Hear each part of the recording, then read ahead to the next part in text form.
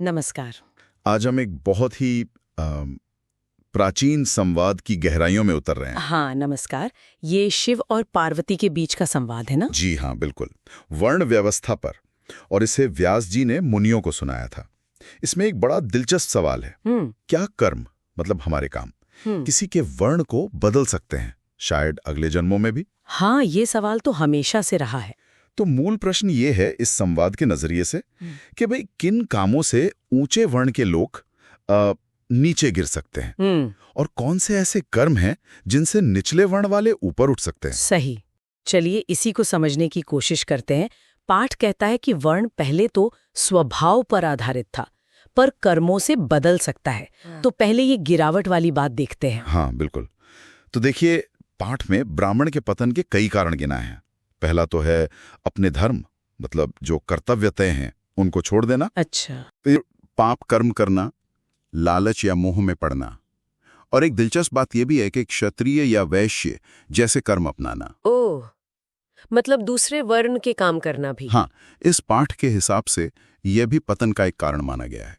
फिर शास्त्रों को न पढ़ना या उनका अपमान करना, और अभक्ष्य भोजन। अभक्ष्य मतलब जो खाने लायक न हो। हाँ, जो उस समय की मान्यताओं के अनुसार खाने योग्य नहीं था।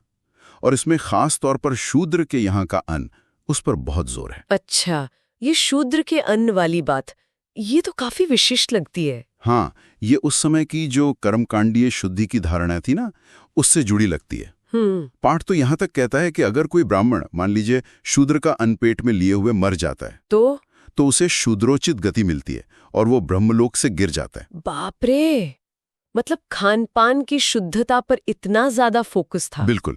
और इसी तरह क्षत्रिय और वैश्य भी अगर अपने तय कर्म छोड़कर शूद्र के काम अपनाते हैं तो उनकी भी अधोगति बताई गई है। और नतीजा ये कि ऐसे लोग शायद नरक भोगने के बाद अगले जन्म में निचले वर्णों में पैदा हो सकते हैं, क्षत्रिय, वैश्य या शूद्र। अच्छा, ये तो हुई नीचे गिरने के बाद। पर क्या रास्ता ऊपर भी जाता है? मतलब कर्मों से क्या वर्ण सुधर भी सकता है? हाँ, बिल्कुल। सिक्के का दूसरा पहलू भी है। शूद्र से शुरू करें। ऊपर उठने का क्या रास्ता बताया है? देखिए, शूद्र के लिए कहा गया है कि अगर वो ज्ञान विज्ञान से युक्त हो, मतलब जानकार हो, पवित्र रहे, अपने धर्म का पालन करे, जो श्रेष्ठ वर्ण हैं उनकी सेवा करे, अतिथि सत्कार करें। और यहाँ एक बात और है, अतिथियों के खाने के बाद जो बचे वो खाएं। अच्छा, ये भी एक नियम है। हाँ, साथ ही इंद्रियों पर काबू रखे, देवताओं और द्विजों का आदर करे। द्विज यानी ब्राह्मण, क्षत्रिय, वैश्य। हाँ, जिनका उपनयन संस्कार होता है। और एक बहुत खास बात, मांस कभी न खाए। ओह, मांस न खाना अनिवार्य है इस पाठ के अनुसार। ऊपर उठने के लिए शूद्र के लिए ये जरूरी बताया गया है। ऐसा करने पर वो अगले जन्म में वैश्य बन सकता है। तो मतलब पवित्रता, सेवा, ज्ञान, संयम और शाकाहार, ये मुख्य बातें हैं। बिल्कुल। और फिर वैश्य से क्षत्रिय बनने के लिए? वैश्य के लिए भी शर्तें हैं, जैसे सच बोलना, अहंकार बिल्कुल न होना, पवित्रता, स्वाध्याय मतलब खुद पढ़ना। हाँ, खुद अध्ययन करना, यज्ञ करना, इंद्रियों पर संयम रखना, ब्राह्मणों का सत्कार करना, गृहस्थ के जो व्रत नियम हैं उनका पालन करना, अग्निहोत्र करना। अग्निहोत्र मतलब वो रोजाना हवन। हाँ, वही। और अतिथि सत्कार करना, और यहाँ भी यज्ञ का बचावा अन्न खाना।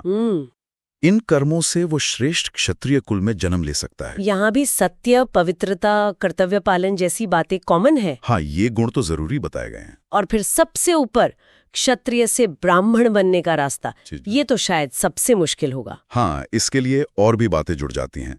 जन्म से ही अच्छे संस्कार हों, ब्रह्मचर्य का पालन करे, वेदों का गहरा अध्ययन करे, दान दे, यज्ञ करे। और अगर वो राजा या शासक वर्ग से है तो प्रजा का धर्म के अनुसार पालन करे। टैक्स कितना ले? आय का सिर्फ 6वां भाग। अच्छा, ये भी तय है। जी। फिर वही सत्य बोलना, इंद्रिय संयम, नियम पालन, अतिथि सत्कार, अग्निहोत्र करना। और एक खास बात। वो क्या?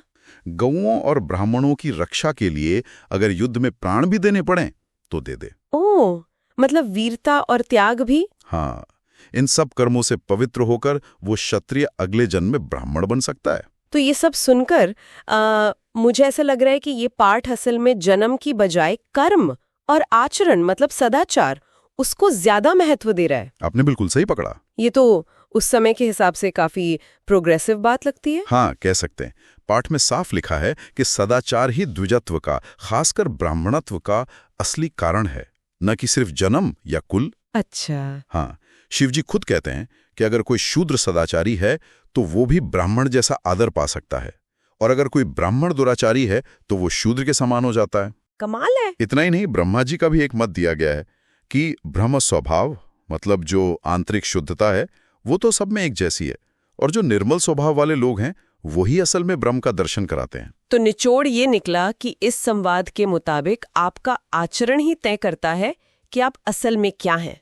बिल्कुल, कम से कम इस विशिष्ट दृष्टिकोण में तो आचरण ही निर्णायक है। तो संक्षेप में कहें तो ये प्राचीन संवाद एक ऐसी व्यवस्था की तस्वीर पेश करता है जहां वर्ण, हाँ ठीक है, जन्म से तय होता है, पर वो कोई पत्थर की लकीर नहीं है। सही। इंसान के कर्म, उसका बर्ताव, अपने धर्म का पालन करना, ये सब मिलकर उसके वर्ण को बदल सकते हैं, यहाँ तक कि अगले जन्मों में भी। बिल्कुल, और यह हमें एक बहुत गहरे सवाल पर सोचने को मजबूर करता है, जो इसी संवाद से ही निकलता है। क्या सवाल? ये भाई, इस नजरिए से देखें तो सच्ची श्रेष्ठता का आधार क्या है? क्या वो जन्म है या फिर सदाचार और मन की पवित्रता? ये पाठ एक तरह से पूछता है कि किसी के चरित्र और समाज में उसकी जगह का असली निर्धारक कौन है, उसका जन्म या उसके कर्म? ये सवाल तो आज भी उतना ही मौजू है, सोचने वाली बात है।